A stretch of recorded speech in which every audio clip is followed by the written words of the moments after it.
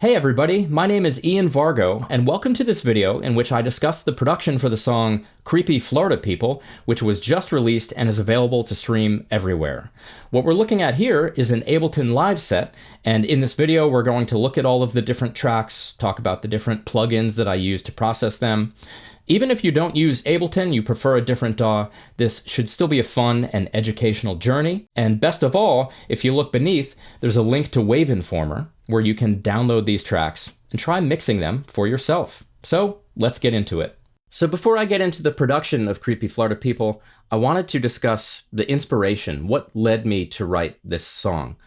I don't know if you've ever done the Florida Man Challenge, but all you have to do is go to Google and type in Florida Man, followed by your birthday. And that's what I did. This is what came up. Florida Man charged with DUI on his lawnmower.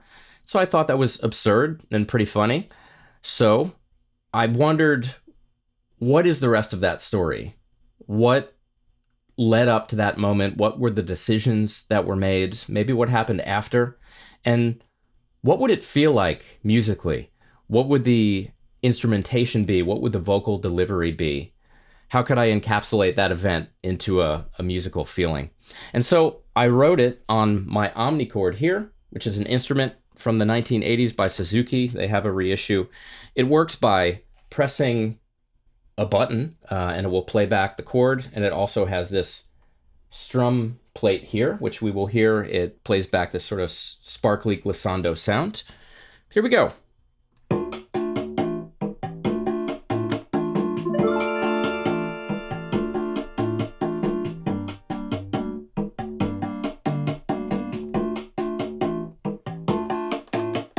Yeah, so I wrote the song while playing my Omnichord, and that's how it all came together, really. So before we check out the studio version of Creepy Florida People, that's the one that you'll hear on Apple Music, Spotify, I wanted to look at the original demo because the foundational elements, that's the Omnichord right here, which provides the drums, bass, and this chord pattern, and the lead vocals are present in both. I was happy with the lead vocal. It provided this sloppy energy that I couldn't replicate. I tried to re-record it. I just wasn't as happy with it.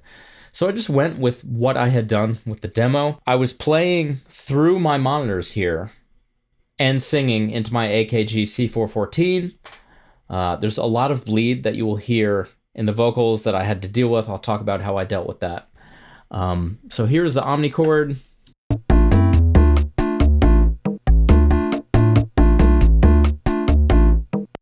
And here are my lead vocals. You'll hear that even in the demo, I had my effects set up. I wanted this dramatic delay, saturated sound to the vocals, and so that was provided with Echo Boy, Fabfilter Pro C2, another compressor from Universal Audio, and then this slept-on plugin by Tone Project's Kelvin, which provides this like dual stage saturation distortion. Let's have a listen to it. Maybe I can take my ride on mower. Probably got just enough juice to get me to the store and then I'm home free.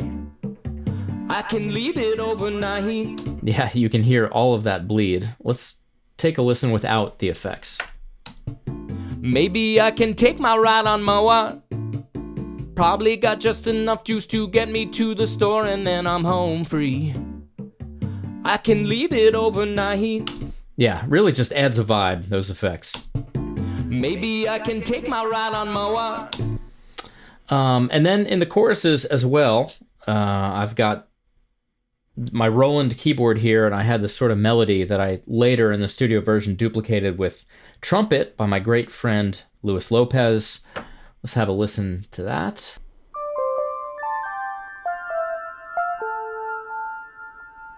But that ended up being really important later on.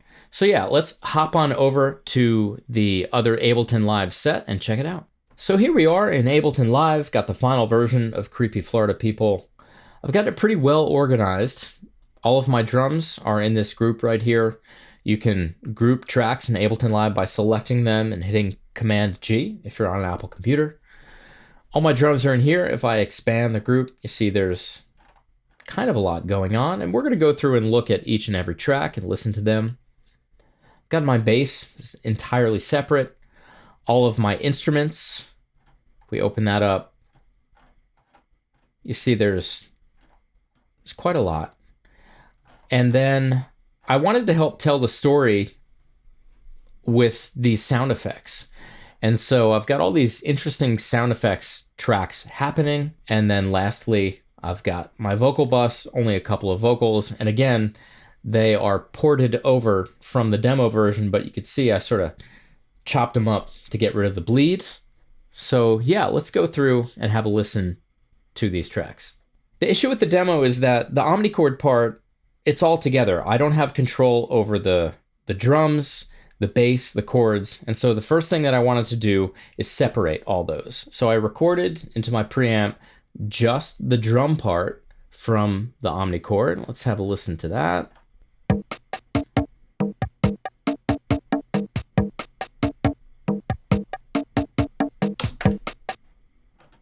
The chord part, which can be found within the instrument bus.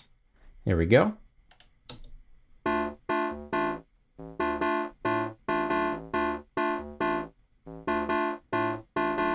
So you can hear on that one, it's already pretty distorted sounding. I've got the Pro Q3 getting rid of some low frequencies, a lot of low frequencies. And the reason for that is that there's also a bass part that I wanted control of. I performed the bass on my MIDI keyboard here, an exact duplication of what the pattern was inside the omnichord. This is what it sounds like without the low filter.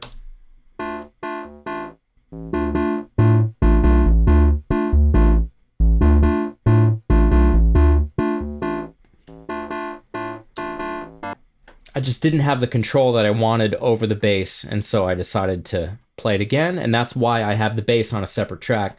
I was using an instrument by Arturia, the Moog Mini.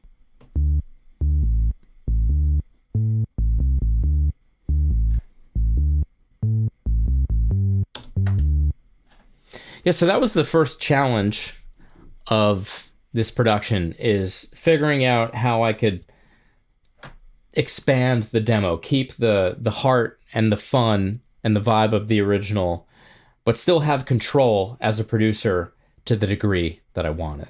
So let's have a listen to the drums now. For the purpose of this tutorial, I'm going to keep the omnichord drums, the replaced bass part, and the chords active because they were playing when I built out the drums.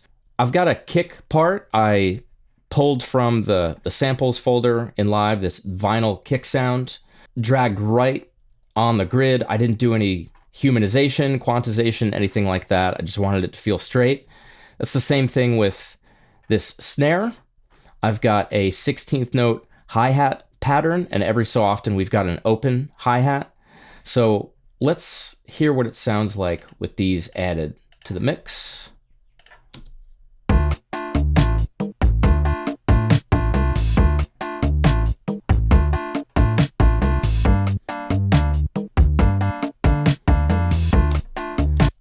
Yeah, pretty cool, straight groove. I felt like dancing when I loaded these samples in, so I knew I was happy with it. And I didn't do any crazy sample replacement. Some productions, you're going to have layers and layers of kick and snare, something for thump, something for punch, something for like room. But I was just happy with the way that these sounded. I didn't do much processing. This is the EQ on the kick. Nothing on the snare. That's nice. Hi-hat. Looks like I added a little bit of like wow and flutter just to make the pitch sort of go up and down a bit. Got vinyl distortion and devil lock. This is a lot of fun, this plugin. Audio level destroyer adds some grit to the signal and nothing on the open hi-hat. Later in the track, I have a sort of live sounding hi-hat that is panned to the left. Let's hear it.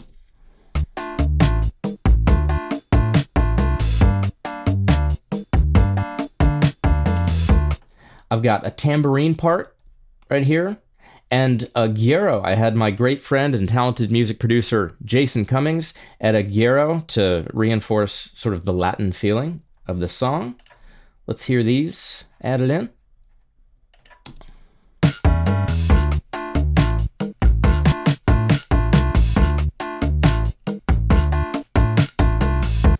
Also later in the arrangement, I added this sort of reverby snare sound, which has a dirty spring reverb on it, and an 808 clap that also has the dirty spring on it. Here we go.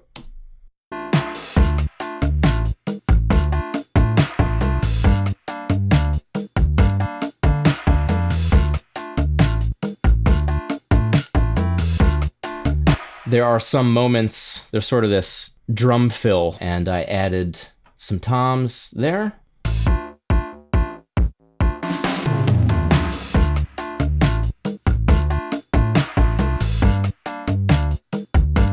Yeah, I almost wanted to have a reggae dancehall feel at times for this production. I actually did a pass of sort of reggae guitars, and it didn't make the final mix. They were cool though. That's almost it for the drums, but I had printed an export of the song and I was listening to it in my car, and my daughter kept saying, "Daddy, you need to add a cymbal crash." And I didn't know where I would put the cymbal crash. In fact, I just didn't want a cymbal crash. So we compromised, and I added this cymbal swell just at the end. And it was such a great recommendation on the part of my daughter because it sounds like sort of waves arriving on the shore. Here we go.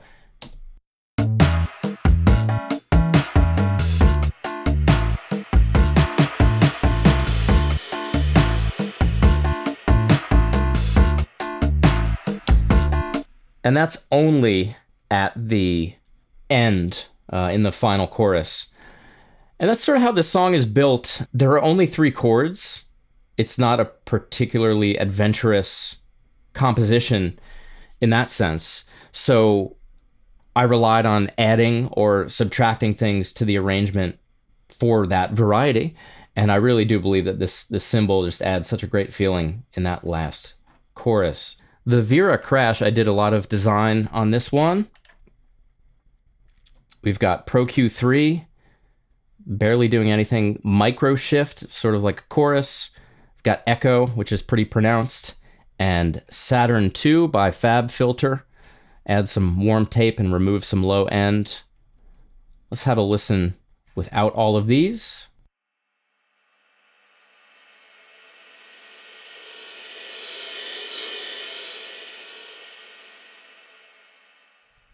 Yeah, that's pretty clean. Here we go with the effects.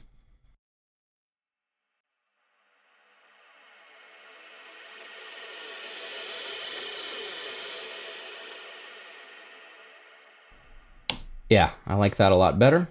Got the new hi-hat, which is sort of the live hi-hat part. Pro Q3, Saturn for some filth.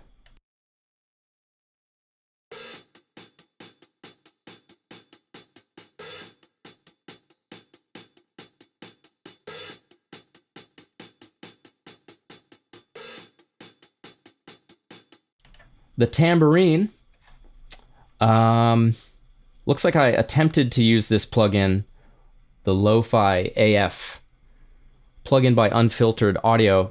This is a great plugin. It probably just didn't work in the moment, and I went with the UAD Auto Biscuit instead.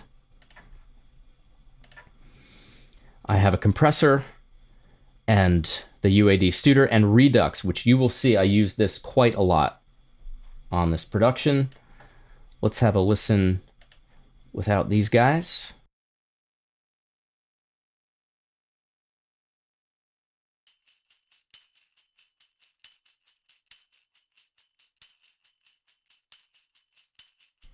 And let's bring them in.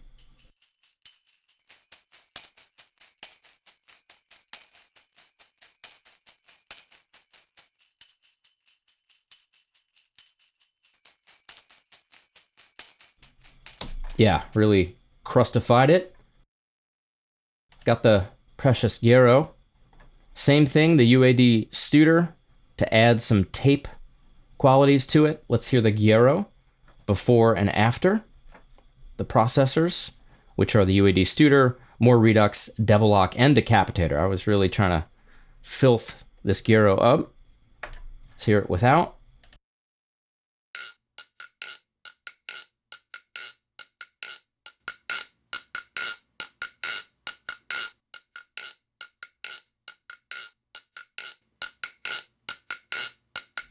Yeah, a lot crunchier and louder. The Dirty Spring, which is actually an emulation of, looks like a Farfisa Spring tank. It's gonna sound really weird without this.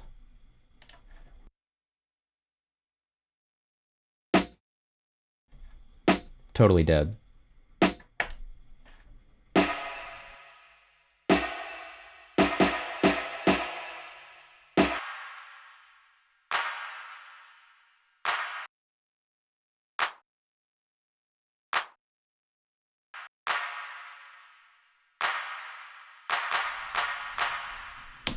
Yeah.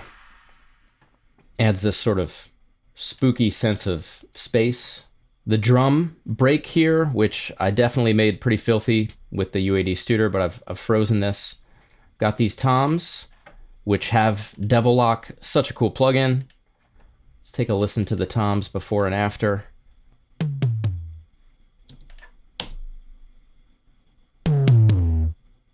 Yeah, really, really filthy.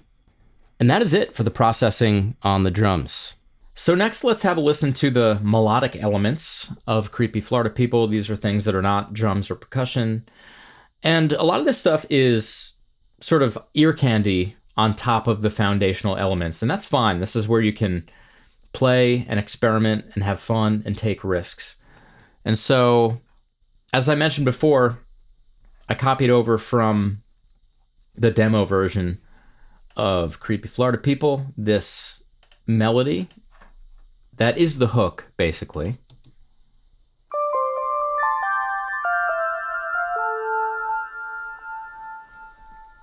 And I want to double that with some other elements. So I've got a mellotron, always a classic sound.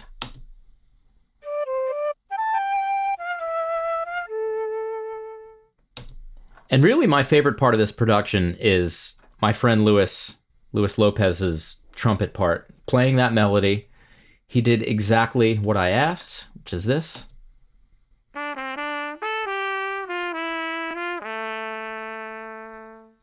But as I was mixing it, I felt like it could use an octave up. So I just took those clips and pitched them up 1 octave.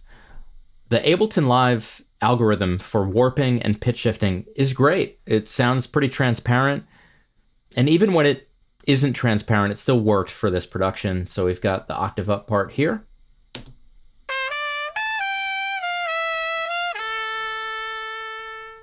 So you put all of the trumpets together.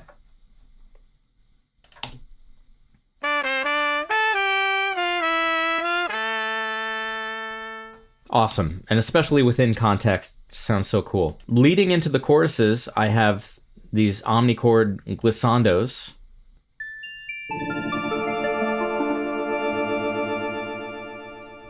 And I love that because it's like pulling back the curtain. Well, welcome to our depraved party.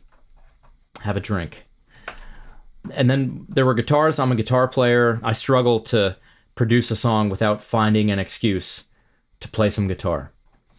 And so I've got my Fender Jazzmaster just strumming a chord and pulling down on the tremolo bar. This is leading into the choruses.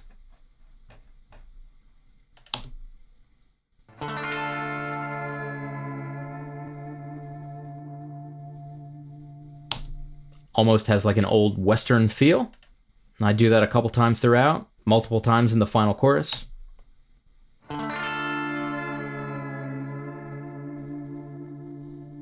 Such a cool sound. And as I mentioned before, when you have a song that isn't that diverse in terms of chord progression, vocal delivery, whatever, you kind of have to build it so that it gets more interesting with each chorus or verse. And so in the final verse, I added a mellotron melody and then a counter melody on another organ. I believe that these are like Arturia instruments.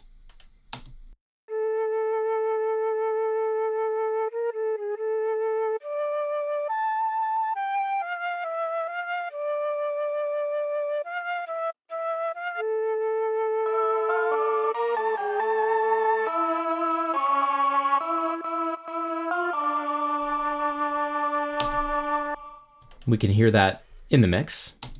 The officer was looking for a fight, but I got off pretty easy with my second DUI after the night in jail. They said I'm lucky that I'm white, so now I'm living on house arrest and I think I'll have myself a little drink. Creepy Florida people. Yeah, that was a lot of fun. And then you can't forget this sort of bell sound. Yeah, this is sort of meant to reinforce the electric guitar strum in that final lead-in to the last chorus.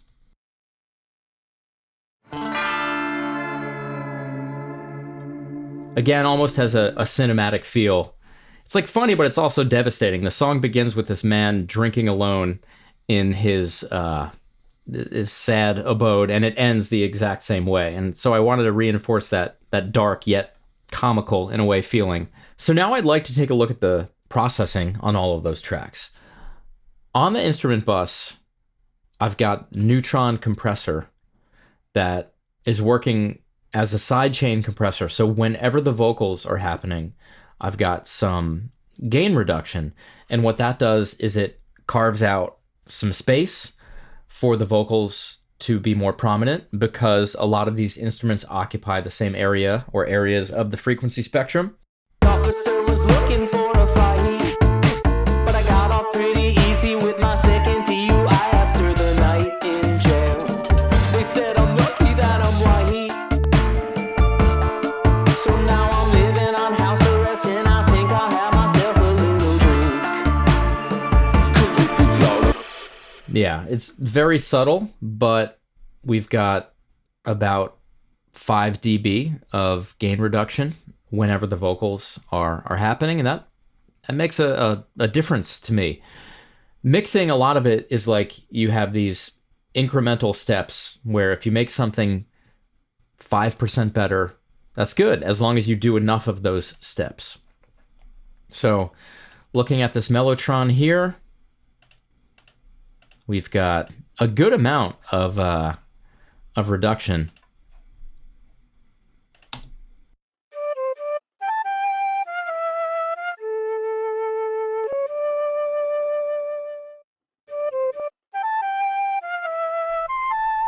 Yeah, just sort of thinned it out a little bit. I've got this sort of circus organ here. Not much happening. The omnichords themselves. Yeah, I'm getting rid of a lot of low frequencies. Let's have a listen to what that sounds like without.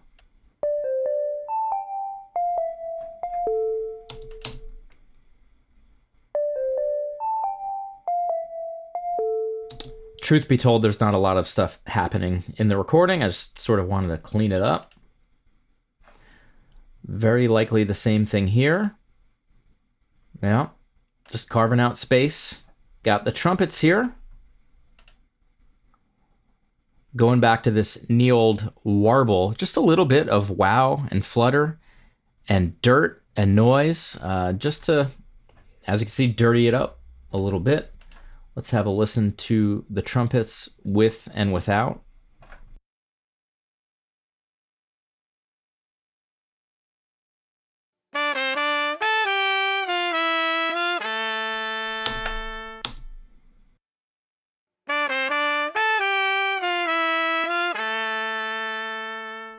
Oh yeah, definitely adds sort of a vintage characteristic to it.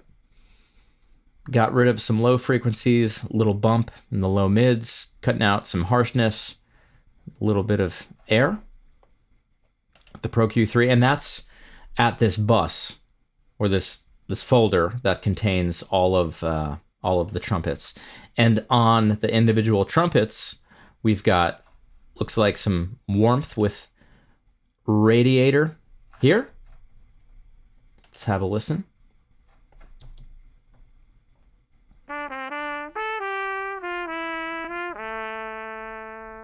That's with.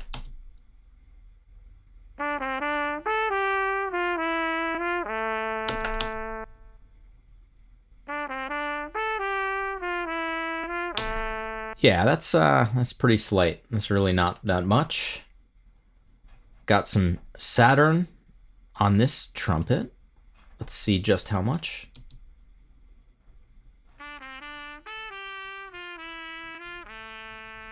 Yeah, that's pretty filthy.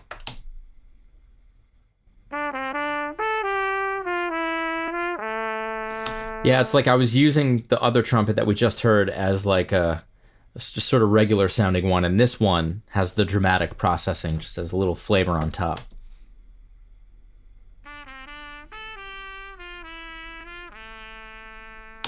Yeah, that'll help it cut through in the mix.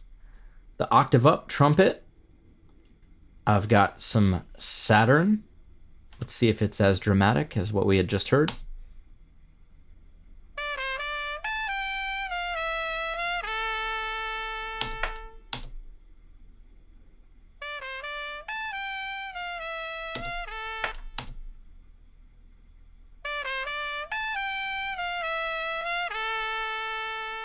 Yeah, that's pretty pronounced.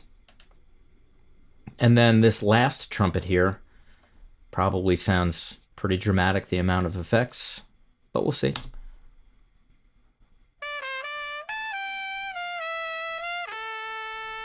Yeah, there's some interesting stuff happening here because of Redux, which I used a lot.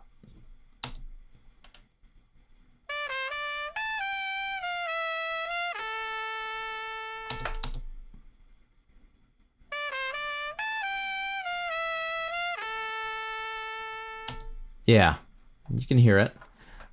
We've got these original Omnichord parts that just have some gating. The bells don't have much of anything. The guitar group, I worked pretty hard on sculpting the sound of these guitars. I've got a good amount of drive and some boosting in the lows and the mids, the low mids. Let's have a listen here.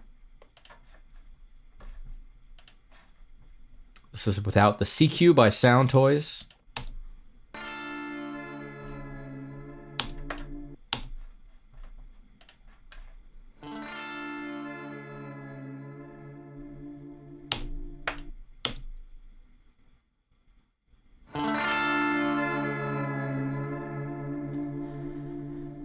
Yeah, obviously it's a lot louder. That's part of it, but definitely a lot thicker and fuller sounding, needed to help it cut through in the mix.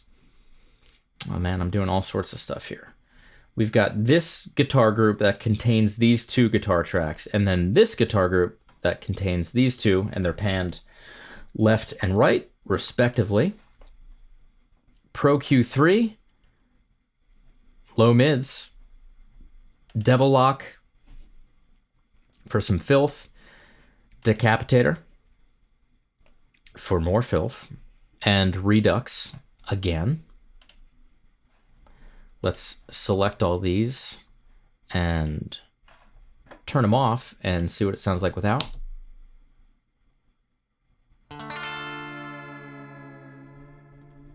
Very clean, nice sounding, but that's not what this song is about.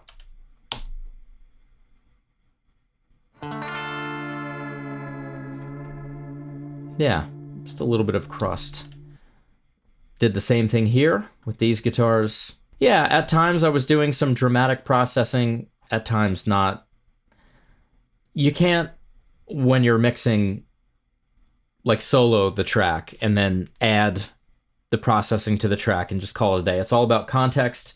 I like soloing for finding issues, problems, and getting to know the tracks more intimately, but really it's all about how it works in the mix. I wasn't making these decisions while soloing. I was like, oh, well, this track is missing something in the mix, so let's add Saturn, or let's boost a lot with CQ, or let's compress it a bit. So that's how I make those decisions when mixing. Next up is this SFX bus. These are all these sound effects that sort of reinforce the narrative of the song. As the character is experiencing certain things, I used sound effects to reinforce what was going on. It was a lot of fun to make this. Let's have a listen in context first. Fastest I could go on this was 5. So I got it hot rodded and now I can get it to 30. So the fastest I could go on this was 5. He's talking about his ride-on lawnmower, because why would you need to go faster than 5 miles per hour on a lawnmower? But I wanted to express the disappointment in that. And so I actually found the sort of sad trumpet sound. I found it somewhere. It was just like some sound effect that I got. Wah, wah, wah, wah. And I sort of took just one phrase of that and loaded it into sampler in live and then replayed it. So it played a melody within the key of the song, and I doubled it. Let's have a listen to that. Pretty funny, sad trumpet sound. The fastest I could go on this was 5. Sad trumpet. Next up, I think I say, so I got it hot rodded, and now I can get it to 30 pretty easy. And then there's an engine revving sound. Can get it to 30 pretty easy. Sitting out of light. Yeah, so we've got 2 tracks here. Pretty sure one of them is my voice, just processed with a bunch of decapitator. Yeah, so this is without decapitator. It's me trying to be an engine. Here's with decapitator. And then an authentic vroom,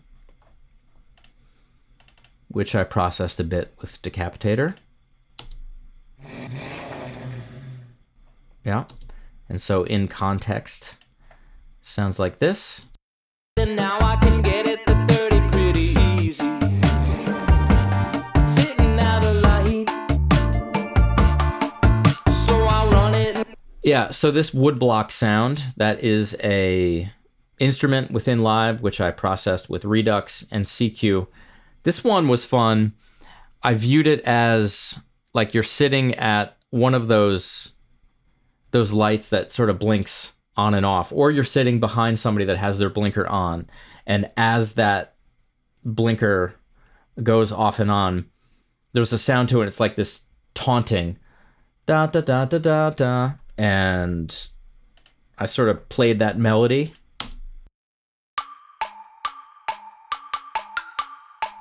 We could hear it in context. Out of light. So I run it and gun it, and then I hear the sirens howling just behind me. Creepy Florida people. These sirens are a combination of actual police sirens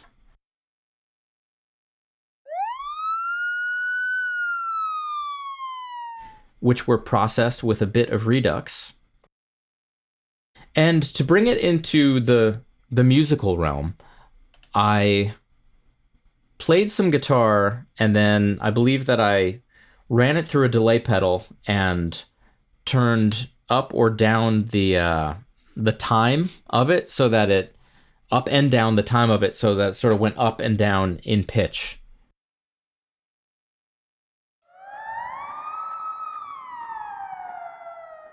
Yeah, that's just me playing a note on guitar and then fiddling with a delay pedal. And then doubled. Put it all together, sounds like this. Sounds like a bunch of police behind you. So I run it and gun it, and then I hear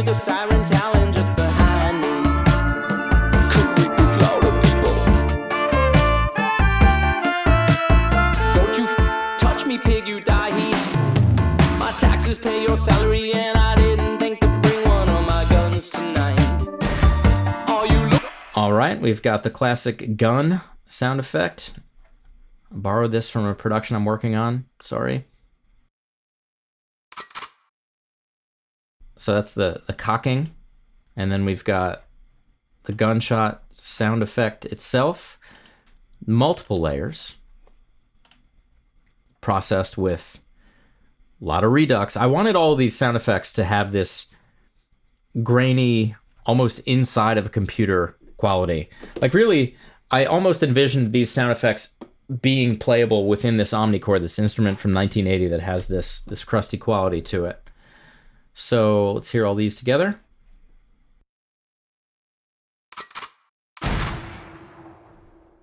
Yeah, that's fun. After that, I've got this police scanner, almost like somebody on an intercom calling in a crime. That's me. That's just me talking. Are you looking for a fight? The officer. That is heavily processed with Devilock and Saturn. Let's have a listen without. It's gonna be awkward. It's gonna sound like me. We got an 84301 on South Lagoon Street. We need backup right now. Sounds quite different when you add in the effects. We got an 84301 on South Lagoon Street. We need backup right now. And I did research. I think I went on Google and found the police code for resisting arrest. And we got an 84301 on South Lagoon Street. We need backup right now. 84301. That is the police code in Florida for resisting arrest. I also resided for a period in my life at a South Lagoon Street, so that's part of that joke.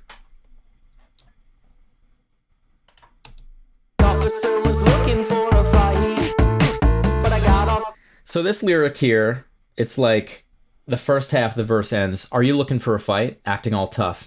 And then immediately into the second half of the verse, the officer was looking for a fight. So clearly there was a fight, and we've got these punch sounds, which more redux, more Pro Q3.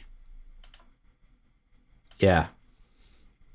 Redux was like the unsung hero of this production because it allowed me to place all of the sound effects within this specific context. Let's have a listen to them.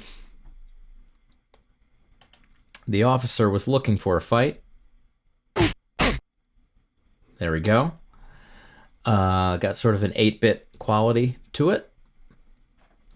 But I got off pretty easy with my second DUI after the night in jail. Here we go.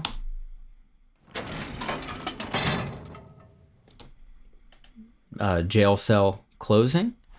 More redux and some narrowing of the stereo width, I guess. Let's hear it. Yeah, it just sounds too pristine. It sounds too good.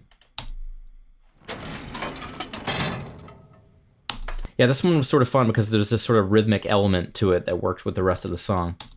The night in jail. They said I'm lucky that I'm. Da, da, da, da, da. Yeah, that's pretty fun. Moving on to the vocals. What you see here, I didn't change much from what the demo was. I do have like a clean vocal layer, pretty clean. That sounds like this. Hit the 7-Eleven and maybe buy a case of beer for high school kids. If they invite me to their party.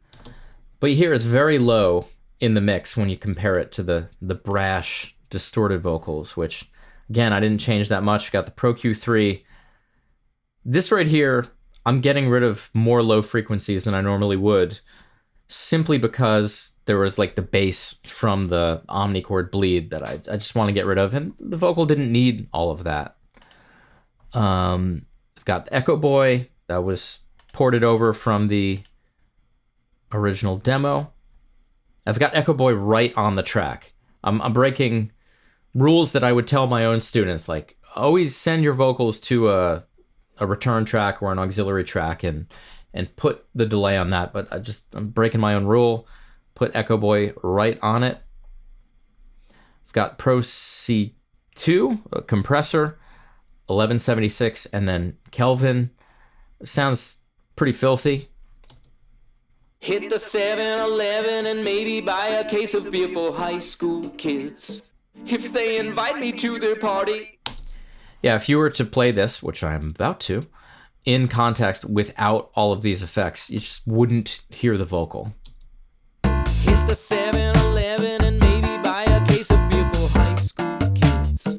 If they invite me to their party. Yeah, that's just not the vibe.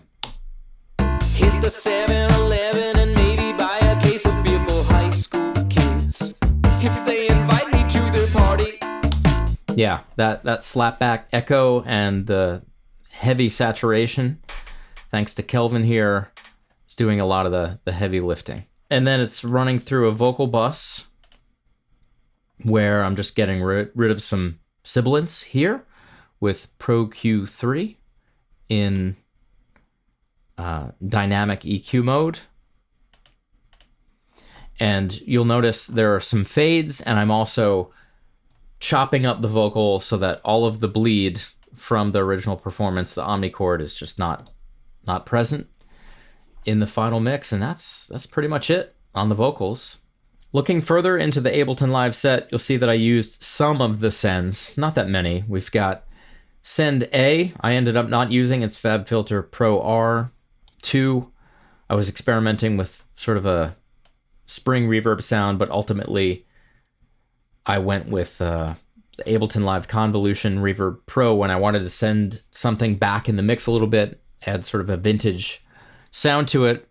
Actually made an impulse response of my Fender Princeton amplifier, and so that's what we're hearing. And then I've got a delay and then another triplet delay, but that's it really, not too much time-based processing on this one.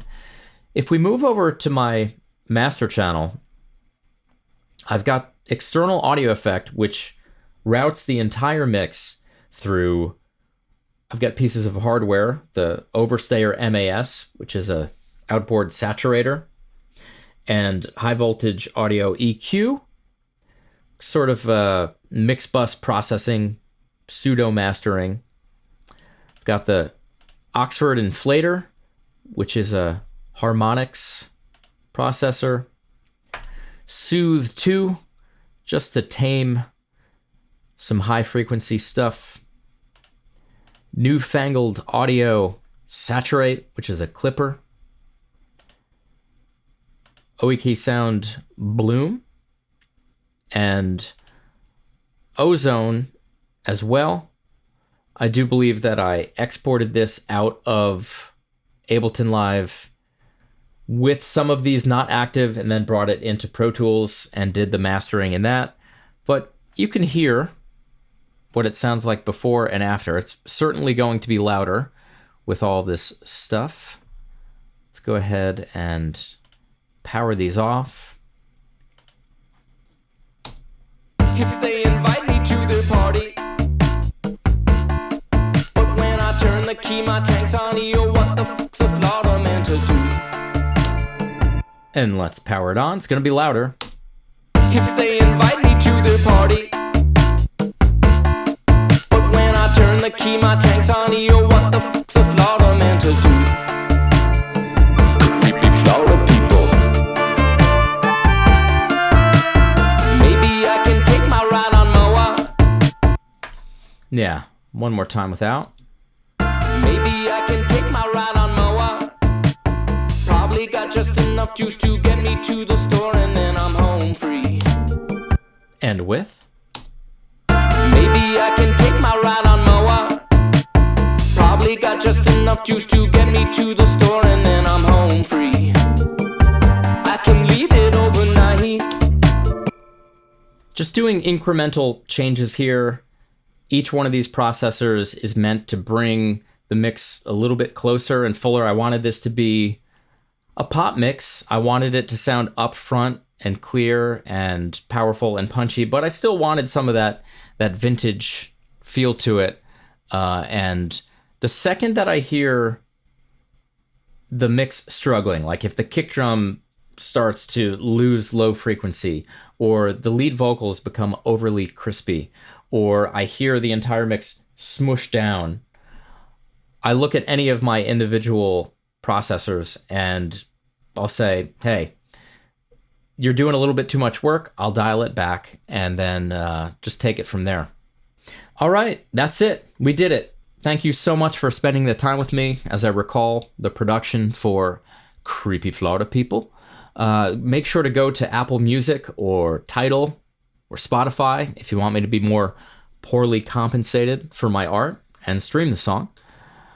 You can go to Bandcamp too and download it if you'd like. Regardless, make sure to check out Wave Informer. We have a contest happening where you can download these tracks and mix it for yourself. This has been Ian Vargo. Thank you so much for spending the time with me, and happy mixing.